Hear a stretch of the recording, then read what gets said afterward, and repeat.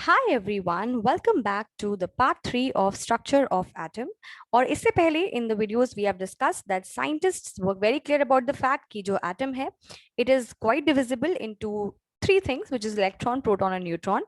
और अब main discussion of topic ये था कि यार how are these three different subatomic particles arranged inside the atom. ठीक है, ये पता लगाना was the main goal of scientists. और अभी तक की दो मॉडल्स जो हमारे यहाँ हैं Rutherford and the Thomson model, they have failed. ठीक है, and I promised you in the last video कि अब हम will study a model which obviously also failed but partially it was correct. ठीक है, which was the Niels Bohr model of the atom.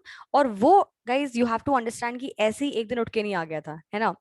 There were many things which were discovered, which were analyzed, which were known, और उसके बाद finally वो model आया था. ठीक है, अब वो मॉडल आने से पहले जो कुछ चीजें डिस्कवर हुई थी, the first one being the dual behaviour of electromagnetic radiation, and that is what we are going to be discussing in this video. Okay, so let's get started. Now if I talk about particle, what is a particle? If just this question is asked to you कि एक particle क्या है, तो what is the first thing that comes to your mind? Anything that has a mass, है ना. I'm not talking about matter, I'm talking about a particle. Particle हमारे आसपास कुछ भी हो सकता है. It can be your phone, it can be your specs, your goggles and all these different four things which I have named on the slide. एक ball, एक apple, एक एक बॉटल, और ये यहाँ पे मटर पड़े हैं. इसमें से अगर मैं एक पी को एक पार्टिकल बोलूंगी, this is just a bundle of particles together. So कहने का मतलब ये है कि पार्टिकल हमारे पास ऐसी कोई चीज है जिसका हम लोग मेजरेबल क्वांटिटीज कौन कौन सी हो सकती है. It can be mass, its volume, its momentum, also density. ठीक है, so all these are the measurable quantities of a particle, है ना. No biggie. But if a particle and a particle interact, how do two particles interact? ठीक है, तो interact जब करेंगे तो क्या होगा कि अगर वो आपस में टकराते हैं तो this is what it basically looks like.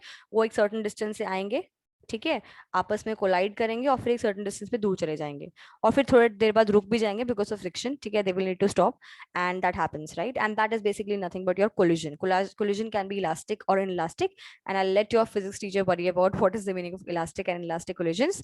कहने का मतलब ये है कि क्या होगा, कोलाइड करेंगे, ये अपनी एनर्जी इसको ट्रांसफर करेगा, ये अपनी एनर्जी इसको ट्रांसफर करेगा, and they will with that energy they will move in opposite directions and then they will stop. ठीक है, ये होती है पार्टिकल पार्टिकल इंटरेक्शन. क्लियर? अब ये चीज पढ़ ली है, आगे बढ़ते हैं. What is a wave? तो जैसे कोई वेव बोलता है दिमाग में ये फोटो बन जाती है. ठीक है, और बहुत लोगों के मन में ये भी बनती होगी, बट कहने का मतलब यही है कि वेव जो है हमारी, उसके बारे में मेजरेबल क्वांटिटीज कौन कौन सी हैं. These are amplitude, wavelength, frequency and wave number. So I will just take a little bit of time and explain all these different things in just one go and then will move on. तो for example तुम्हारी एक wave है, तो इसको मैं बोलूंगी mean position. ठीक है, this should be a straight line, और ये जो इतना ऊपर ऊपर ज्यादा चला गया ना, this should not have happened. But let's just say कि मैंने ये बिल्कुल सही ड्रॉ करी थी. ठीक है, लेट्स इमेजिन कर लो, प्रिटेंड कर लो यार क्या हो गया. ठीक है, सो जस्ट फॉर फन, ये जो पार्ट ऊपर जा रहा है I will name this as positive, जो नीचे जा रहा है I will name this as negative. ठीक है, ये चार्जेस नहीं है, I am going to tell this to you अभी. Sorry, this is negative. ठीक है, this is negative, positive, right. So this is just ऊपर आने वाले पार्ट है जिसको पॉजिटिव बोल दिया, नीचे जाते समय नेगेटिव बोल दिया. ठीक है, अब जो ऊपर जाने वाला पार्ट है इसको हम बोलते हैं क्रेस्ट, और जो नीचे आ रहा है इसे हम बोलते हैं trough in the language of science. ठीक है, so in the distance between two consecutive crests, consecutive मतलब जो साथ में होते हैं. ठीक है, so this is a crest and this is also is a crest, है ना. तो इन दोनों के बीच के डिस्टेंस को हम बोलते हैं wavelength. So distance between two consecutive crest और टू कॉन्सेक्यूटिव ट्रफ, ये भी एक ट्रफ है और ये भी एक ट्रफ है ना, तो इन दोनों के बीच के डिस्टेंस को भी हम बोलेंगे wavelength, right. So am I clear what a wavelength is? Okay, now the next thing which we have to worry about is, so wavelength is done. Wavelength को हम लोग लैम्डा से डिनोट करते हैं, which is a Greek symbol, and this it is nothing but distance between two consecutive crest और two consecutive tops. ठीक है, second thing which we have to worry about is the amplitude. तो तुम देख रहे हो ये एक मीन पोजीशन है. ठीक है, तो मीन पोजीशन से थोड़ा डिस्टेंस ये ऊपर गई और उतना ही डिस्टेंस वेव नीचे गई, है ना. फिर उतना ही डिस्टेंस ऊपर गई, फिर उतना ही डिस्टेंस नीचे गई. तो ये जो डिस्टेंस वेव ट्रैवल कर रही है मीन पोजीशन से ऊपर या नीचे, मतलब ऊपर नीचे मतलब वर्टिकली ऊपर नीचे, that distance is called your amplitude. ठीक है, this is noted bye A, capital A. तो अगर ये हमारी मीन पोजीशन है और ये भी एक वेव है, ठीक है, ये मीन पोजीशन है और ये भी एक वेव है, तो इन दोनों में से एम्पलीट्यूड ज्यादा किसका हुआ? इसका हुआ, क्योंकि ये मीन पोजीशन से ज्यादा ऊपर और उतनी ही ज्यादा नीचे गई है. Clear? Third thing is frequency. ठीक है, अगर ये हमारा टाइम 0 है और ये हमारा टाइम 1 सेकेंड है, ठीक है, तो इस बीच में हमारी वेव कितने वेवलेंथ कवर करती है, that is nothing but your frequency. तो ये भी एक वेव है हमारी, ठीक है, और ये भी एक वेव है। तो ये डिस्टेंस 0 to 1 का इक्वल मान के चलूं अगर मैं, तो इस वाली वेव ने 1, 2 एंड 3 वेवलेंथ कवर करी, ठीक है, पर इसने सिर्फ एक ही वेवलेंथ कवर करी है ना। So that is nothing but your what, frequency. How many wavelengths or how many cycles or how many vibrations that are covered in 1 second, ठीक है, इसलिए फ्रीक्वेंसी का यूनिट जो हमारा होता है वो पर सेकेंड होता है। And the last one being nothing but your wave number. Wave number is nothing but inverse of your wave length. ठीक है, your reciprocal of your wavelength. Clear? So these are the basic quantities, basic numbers हमने पढ़े हैं, and इसको हमने detail में बाद में पढ़ लेंगे। तो these are just the measurable quantities of a wave, right?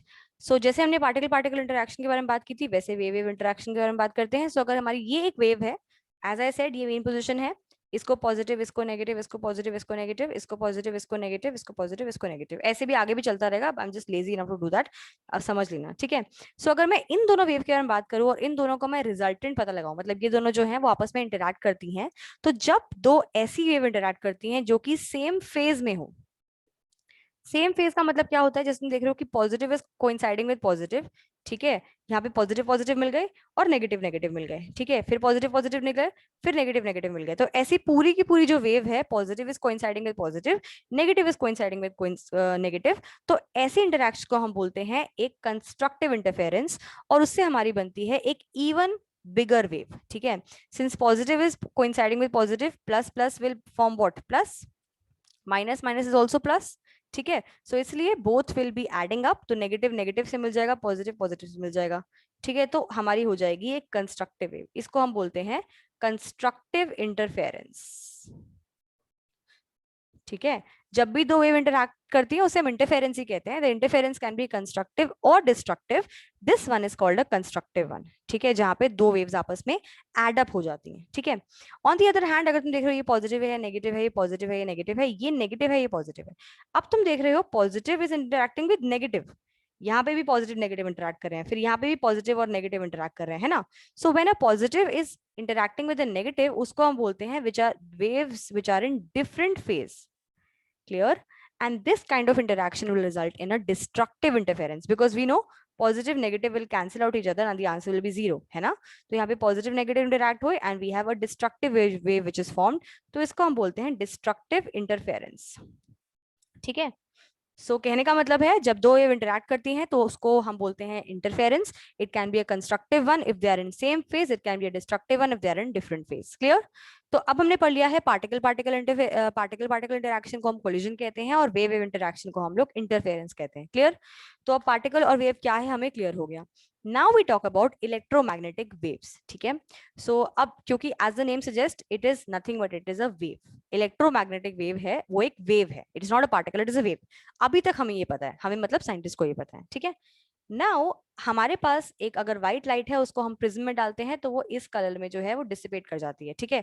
And ये फिनोमेना सबको पता होता है, this happens to white light, और this is something which you already know, ठीक है। तो तुम्हें ऐसा लगता होगा कि जो व्हाइट लाइट है इसके अंदर सिर्फ ये कलर्स निकल रहे हैं, विच इज विबग्योर, है ना, VIBGYOR,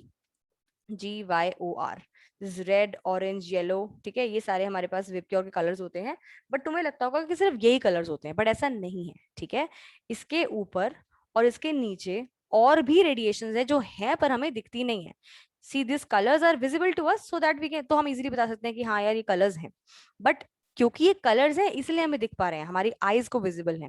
इसके ऊपर और इसके नीचे और भी रेडिएशंस हैं जो हैं पर हमें दिखती नहीं है, ठीक है। तो जिस बिकॉज हमें दिख नहीं रही तो हमें इग्नोर तो कर नहीं सकते, है ना। तो एक छोटा सा एक्सपेरिमेंट है, you should not try this at home but this is just an experiment. अगर तुम्हारे घर में कोई स्विच है, कोई रूम है और तुम उसको लाइट्स ऑफ कर दो और उस रूम में फिर तुम एक आयरन रख दो, ठीक है, ऑन करके ऑब्वियसली, है ना।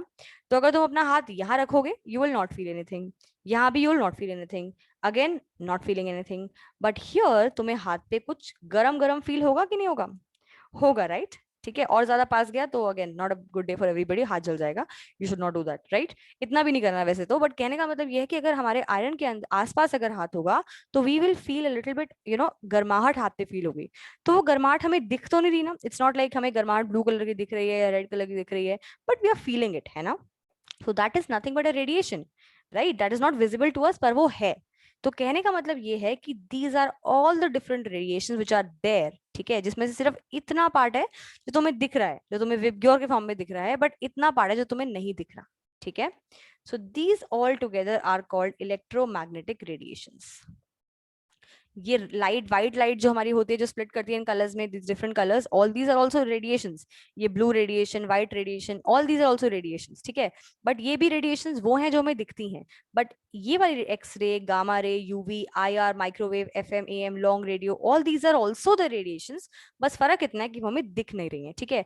And all these together arranged in the form of decreasing wavelength or increasing frequency is termed as your electromagnetic spectrum। clear। अब इनकी एनर्जी के बारे में बात हम करेंगे नेक्स्ट वीडियोस में, बट कहने का मतलब ये है कि ये सब भी होती हैं, ठीक है। Is it clear. नाउ अगर तुम पानी की वेव के बारे में बात करो, so you know it is made up of water, ठीक है। अगर तुम साउंड वेव के बारे में बात करो, it is made up of sound. What is a electromagnetic wave made up of, ठीक है, उसका बेसिक पार्टिकल क्या है, तो वो देखते हैं। As the name suggest, electromagnetic wave is made up of electric and magnetic field, they are perpendicular to each other, ठीक है। तो ये अगर हमारी इलेक्ट्रिक फील्ड है तो उसके परपेंडिकुलर हमारी मैग्नेटिक फील्ड है, और ये दोनों परपेंडिकुलर किसके हैं, to the direction of propagation. तुम्हें पता है एक्स, वाई और जेड एक्सिस आपस में एक दूसरे के परपेंडिकुलर होती हैं, ठीक है। This is Y, this is X and this is Z, ठीक है। तो अगर हमारा ये डायरेक्शन है हमारी प्रोपगेशन की, तो ये डायरेक्शन होगी हमारी इलेक्ट्रिक फील्ड की, और ये डायरेक्शन होगी हमारी मैग्नेटिक फील्ड की, ठीक है। और अगर इन सबको मैं साथ में ड्रॉ करूं जैसे कि यहाँ बना हुआ है, so electromagnetic wave is a wave which is having electric field, magnetic field perpendicular to each other and also perpendicular to the direction of propagation of it, ठीक है। Is it clear. नाउ अभी तक सब कुछ clear चल रहा था, scientist were very clear कि वेव्स होती हैं, wave will interact with a wave, particle interacts with a particle, and everybody was having a good day until one day Einstein thought कि नहीं, particle can interact with wave also, and that is called your photoelectric effect, ठीक है। in detail again in the next video, but अभी तक जो चीज चल रही थी वो सब खत्म हो गई। नाउ दैट, अभी तक मुझे पता था कि पार्टिकल पार्टिकल इंटरैक्ट करते हैं, कोलिजन कहते हैं, वेव वेव इंटरैक्ट करती है, इंटरफेरेंस कहते हैं, but particle and wave also interact, और उसको हम बोलते हैं फोटो इलेक्ट्रिक इफेक्ट, ठीक है। तो अब क्वेश्चन आ गया यार कि हम लोग अभी तक लाइट को वेव मान के चल रहे थे बिकॉज उसके पास वेव की सारी प्रॉपर्टीज थी, ठीक है। तो अब वो पार्टिकल से इंटरैक्ट कर रही है, तो क्या वो वेव है या वो पार्टिकल है, ठीक है। तो इज लाइट अ वेव, और लाइट या फिर इलेक्ट्रोमैग्नेटिक वेव, ठीक है, इज इट अ वेव और is it a particle. The answer is that it is both. Yes, it has a dual nature.